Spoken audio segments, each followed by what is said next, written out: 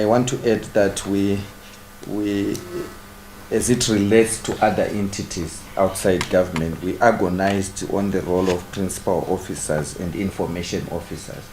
And our view basically was the right to access to information is not really absolute. There are certain information that is classified, and to leave it to certain officers and bypass the principal officer might do more harm than good.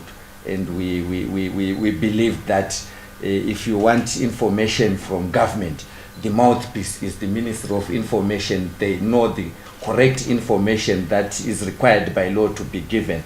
And any other entities, they also know the right information that is required. Take, for instance, you want information from a university. They are developing within their university hub a certain invention, and you go to an information officer and you bypass the principal officer, yet this is patented.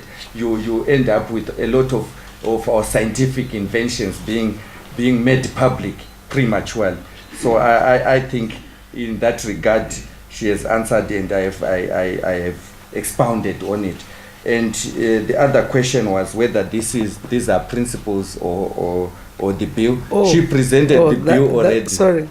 That's what I wanted to say to him, that he is now coming in. This is now the bill we've already presented as a Minister of Information, Publicity and Broadcasting. So I've already presented my principles to Cabinet. Now he is coming in with the bill as the chairman of the Cabinet Committee on Legislation. So that's why he will give you the answers you want. Thank you.